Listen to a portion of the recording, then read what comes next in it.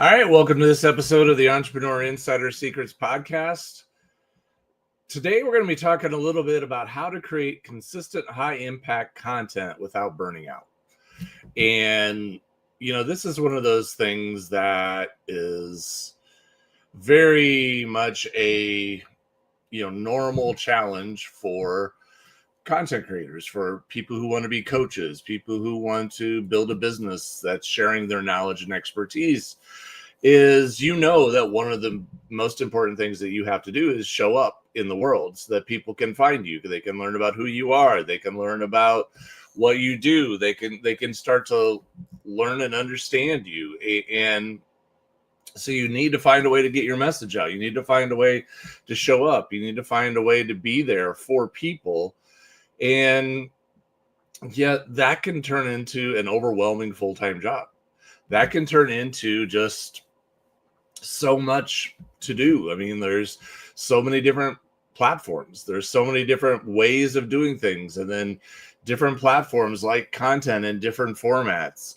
And they like to, different things work better on one platform than another. Some platforms long form content works really well. Other ones, they want really short little snippets. And so trying to produce content for all these different platforms can get absolutely exhausting. It can be very, very difficult. And then you spend so much time trying to put out content, so much time trying to do these things that at the end, sorry about that. At the end, you feel like I'm not really getting anything else done. I'm spending all my time trying to do this, and I'm just running myself in endless circles, running myself in an endless loop. Am I actually doing anything? Am I actually making a difference? Am I, getting clients out of this? Am I getting things done that I want done? And then you look at the other things that are not getting done because you're spending so much time doing this. So we want to talk a little bit about this process today. We want to talk about three core ideas, three core things that I think are important to consider and to think about as you're approaching your content creation strategy as to how you're going to do this. The first thing I really want to talk about is shifting your mindset to quality over quantity. And especially in the early days when you are first getting started and you're first going out and doing content creation and you're doing getting your business started and you don't have a big team. And for most of you, that's your team is going to be consistent of you. And maybe you have one other person that's helping you, maybe a family member or a friend or somebody that you're paying, part-time to come help you do some work. But it's largely going to be you. And so you're going to have to be like, well, how in the world am I going to get all this done? And so the strategy for you is going to be very much focused on you need to focus on quality over quantity. Don't even try to go on all the platforms. Don't even try to go on all the different places and all the different ways that you do things. It's not a good idea. Instead, what you should focus on is how can I show up in a way that's A, beneficial for my audience, and B, going to provide a lot of good quality. And let's just focus on what can I do that is going to be really good quality, that's going to be put out a really good message, that's going to do some really good things, and yet it's not going to be overwhelming. I'm not going to have to do 27 different things. I just know that if I put this out and I do this in this way, it's going to be good quality content. It's going to help people. It's going to give a lot of value to people, and yet it's not going to be overwhelming. I can do this. This is something that's in my strength zone, something that I can achieve, something that I can accomplish without it eating me up. And this comes to two different levels. One, for your client. Number one, you need to know, where is your client online?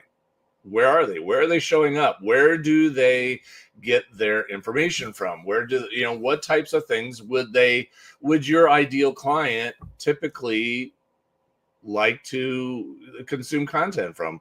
If you can build an audience there, you can do some amazing things. You can do some really cool things if you can build this audience here. But you got to know, first of all, are my people even here? And every social media platform, every type of social media, every type of content creation attracts a different kind of individual. Instagram is a lot of millennials. Let's do that. YouTube is a lot of, video, obviously a lot of how-to stuff. People are always going on there to find out current news, entertainment, sports related news. They want to figure out, how do I do this? Well, there's a lot of those type of videos on there. Are you producing content that is very much in line with that? LinkedIn is very much a career focused platform. So if you are, it's probably not the best platform if you're marketing to entrepreneurs, but if you're marketing to people who have a career and who are working in an environment where they are trying to advance themselves within an organization, that's perfect for you. Facebook is kind of a catch-all. It has a little bit, skews a little bit older, but it also has probably the biggest audience of anybody in terms of any type of platform. It has billions of people on this. I think like 3 billion people or something on Facebook, which is 30 to 40% of the population of the earth. So it is by far the broadest one. You're going to find a lot of segmentation within Facebook because it's just so massive. TikTok tends to skew younger. There's a lot of these different platforms that have very different niches. Twitter can be very political and very technical. So if you want, a lot of people are very, into talking about news and politics and more technical things. That's where you go on Twitter for a lot of stuff. And so what I'm just saying is, you don't need to be on all the platforms. You need to be on platforms where this fits your audience. In other words, I always go back to the analogy of fishing when it comes to marketing. If you're going to a pond where there's no fish, it doesn't matter how good of a fisherman you are. It doesn't matter what kind of bait you use, what kind of rod and reel you have. It doesn't matter. If there's no fish in that pond, you're never going to catch anything.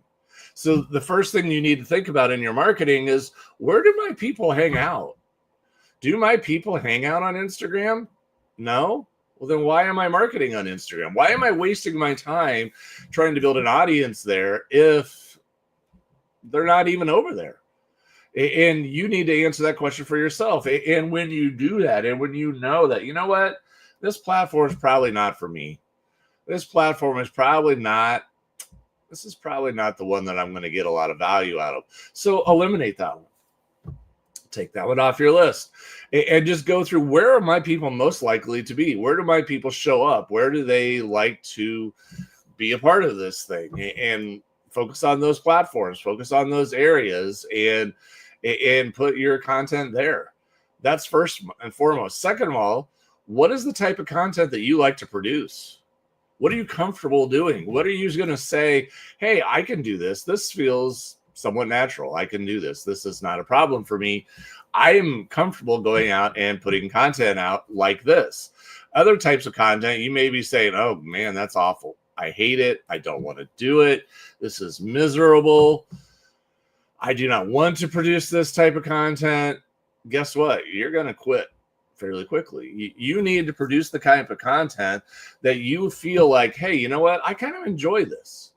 I kind of enjoy getting online and doing a podcast video. I kind of enjoy getting online and doing this type of teaching because this feels good to me. This feels natural to me versus some other, doing memes or doing other type of short content.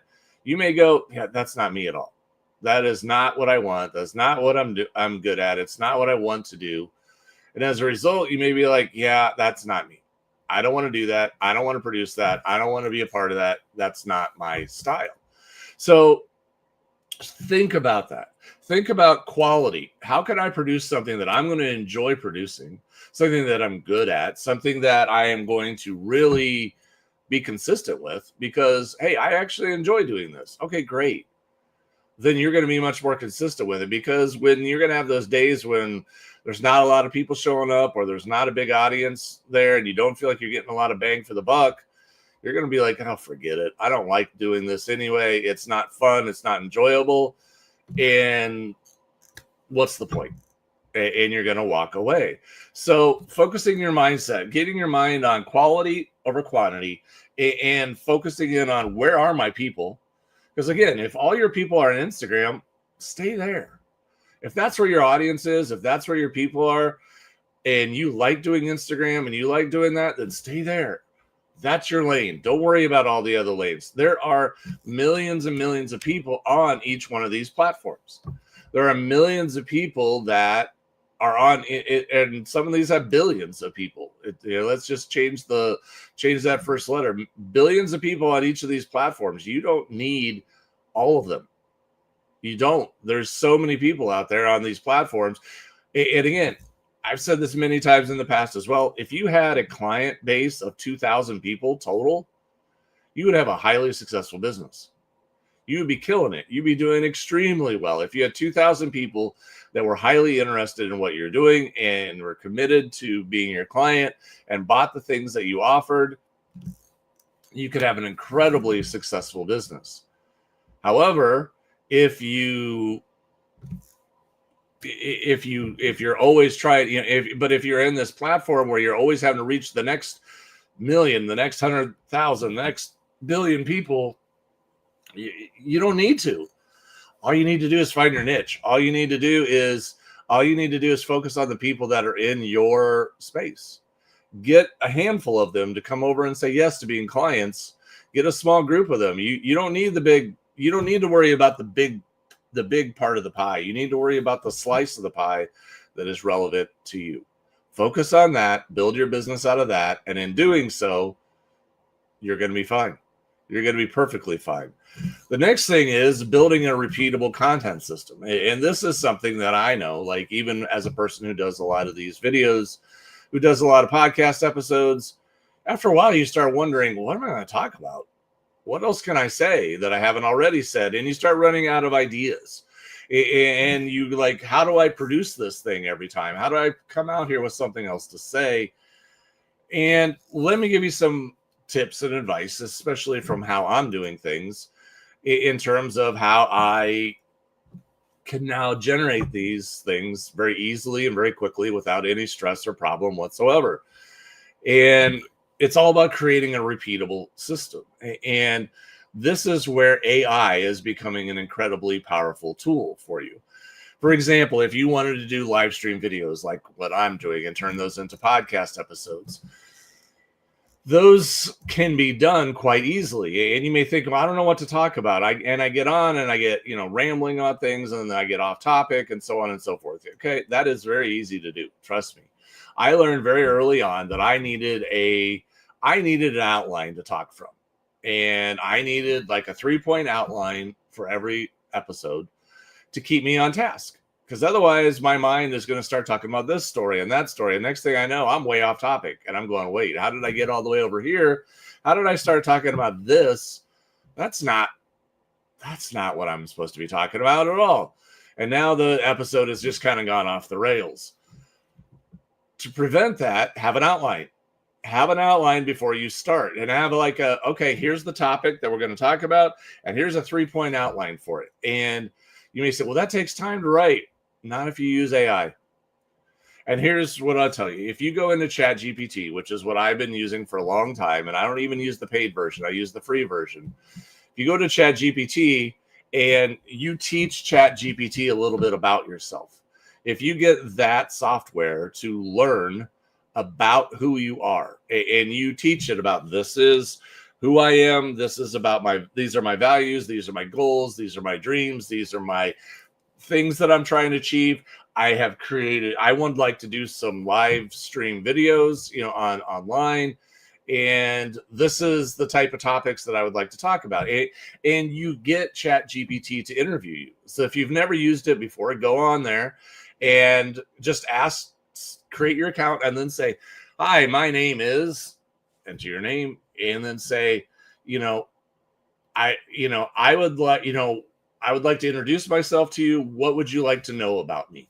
And ChatGPT will start asking you questions. It will start asking you, like, what is important to you? What are your values? What are your goals? What are the things you're trying to achieve? What type of work do you do? And it will just start asking you questions. It's much like having a conversation with another person. You think about it, if you go and you're going to some event and you meet a person for the first time, it's a very similar conversation. It's a very similar type exercise. You're like, hi, what's your name? I'm David. They're like, oh, what do you do? Well, I do this. Oh, well, tell me a little bit more about that. And then it's the same thing. Because here's the thing. You could just go straight into something like ChatGPT and say, write me an outline on this topic. And it will. And it may get somewhat close to what it is that you're looking for, but odds are it'll miss on a few things. Why? Because it doesn't know you. It doesn't know what are your values, what are your goals, what's important to you. Are you this type of person or are you that type of person? Do you lean this way politically or that way politically? Do you value these things or do you value those things? Are you a faith-based person or a non-faith-based person? Are you a person that really is focused on this or are you focused on that? Because all of a sudden it doesn't know. So you're asking it to write content for you and it doesn't know what your values are. It doesn't know who you are. And as a result, it's guessing. And sometimes it produces content that's really good, and sometimes it doesn't. So the more you create an avatar of yourself within ChatGPT, the more that it will help you. And the more that it will understand it, you want to say, oh, this is the type of person that you are. Because I've had many times where I've had it write content, and I use it to help me write a lot of copy for this different marketing things that I'm doing and so forth. And it'll write something and I'll just say, look, that's not the right approach. And I said, here's why. Here's who my client is. Here's who my ideal prospect is. And I start describing them in detail. And then ChatGPT will come back and say, oh yeah, that makes a difference. Okay, let's rewrite it like this. And then the next version was like right on target. It was absolutely in line because it now understands who my ideal audience is. It understands who my ideal client is. And as a result, hey, it's not guessing as much anymore. So when you're using AI to, like for this example, to create an outline for you, here's what I do. Now that ChatGPT knows me well, and I've let it interview me and I've let it ask me all sorts of questions, and I've had it do a lot of different tasks, it has a pretty good beat on my style, my approach, my values, who I am, what's important to me. And basically, I can go into it and say, give me 10 potential ideas for podcast episodes based on this topic. And I will give it, so it's essentially, I'm telling it three things. One is, what is what is the subject matter? So what is the subject matter that I'm talking about? Well, I'm talking about helping people create an online business around their message for coaches, course creators, trainers, and speakers. I want to help people. That's my subject matter, and that's my audience. And I want a podcast episode I want a 3-point outline for a podcast episode for 30 minutes. That'll be 30 minutes long. And it says, great. And this is my audience. This is my objective. Give me some ideas. But do you see how I've now framed the request? And so many times you have to frame your request. So I've told it the structure of what I wanted. I wanted a 3-point outline for a podcast episode that'll last 30 minutes. I have this is my audience. These are the people I'm trying to reach. And this is how I'm trying to help them. Those three things right there, by telling it those three things, it now has a significantly better understanding of what I'm trying to do and who I'm trying to reach. And so it is now producing content and giving me ideas. And so it'll say, here's 10 potential ideas for podcast episodes for you. Great. I go through those 10 ideas that it just kicked out to me. And I look at them and say, this is great. All right. Now I like that one. I like number 6, out of the list. I'm looking at number 6 on this list of 10 things that you've given me. And I'm going to say, okay, now ChatGPT, write a 3-point outline based on, number 6. And it does great.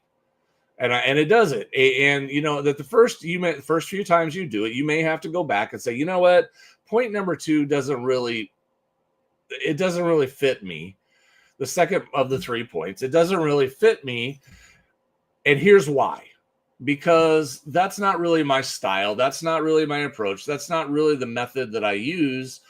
I'm more like this. And when you refine that, and when you tell it, and when you give it the guidance, great, thank you for clarifying. And then it produces a new number 2, a new point number 2.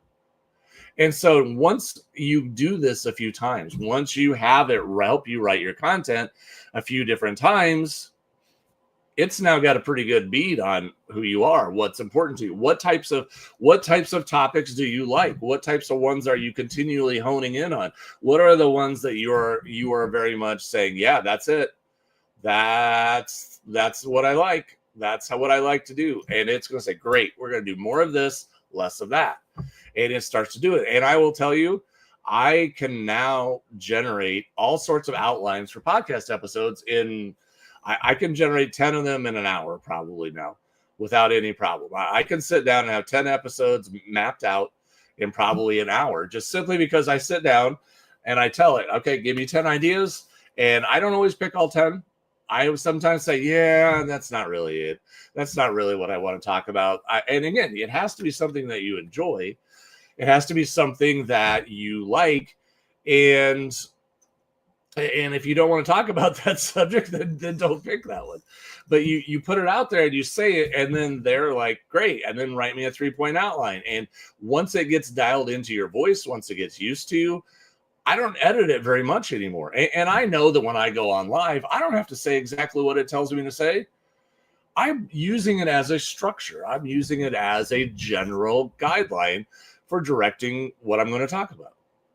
And then I go and I extrapolate certain ideas. I tell stories. I talk about experiences. I talk about my personal views on how to do certain things. And I use it as my guideposts for how I'm going to talk about the subject matter in that episode. And then from there, there's all sorts of things that you can do. You can then upload the audio from your talk, or even link the video to it and say, here, can you create some memes for me based on certain things that I've said in that? And then it can start creating memes based on the subject matter that you were talking about.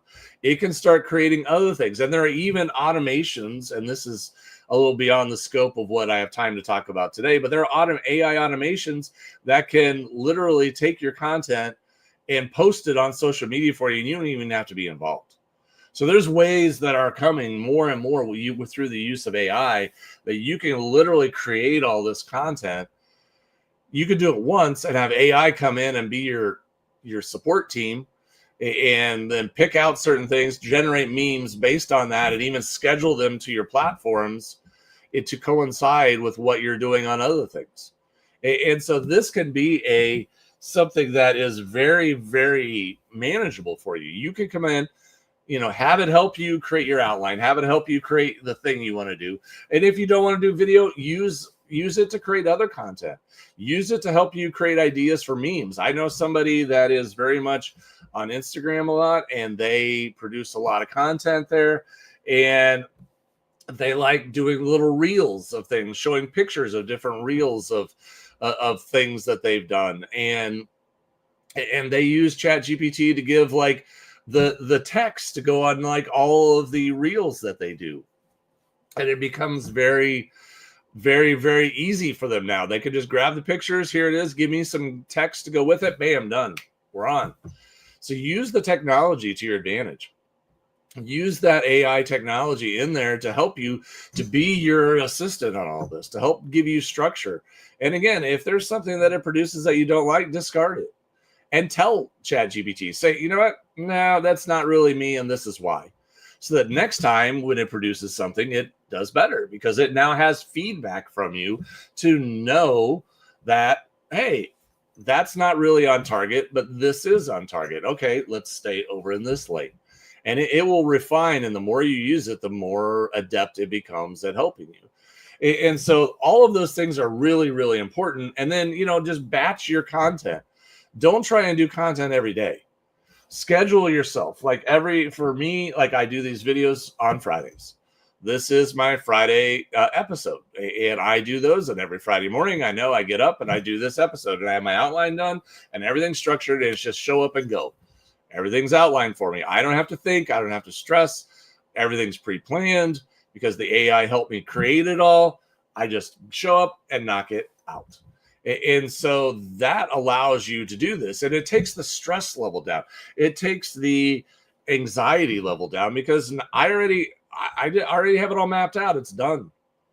And then lastly, the last thing I will tell you about doing all this is just stay consistent. Because here's the thing. If sometimes people get restless, and this is something I see all the time, is that people get really restless, is they start, and I want to go on, and I'm going to try this, and I'm going to try it for a while. Why didn't get a lot of results? Okay. How long did you try it? Well, I was doing it for 3 months. Okay. Well, now I'm over here, and I'm going to be on a different platform, and maybe this one is the one that works. How long were you there? Well, 6 weeks. I quit that one too. Well, here's the problem. No one knows where to find you now, because you're hopping, skipping, and jumping from one place to another. Stay consistent, even if it's not blowing up immediately. Stay consistent. Stay consistent with your message. Keep putting it out there, and then we can find ways to get more people to listen to it. And I've heard this so many times, that somebody who started a podcast did it and ended up producing hundreds of episodes until one day it caught fire. Until one day the audience really found them, and now, boom, here they go. Now all of a sudden their podcast took off. But they knew, this is where I find this person.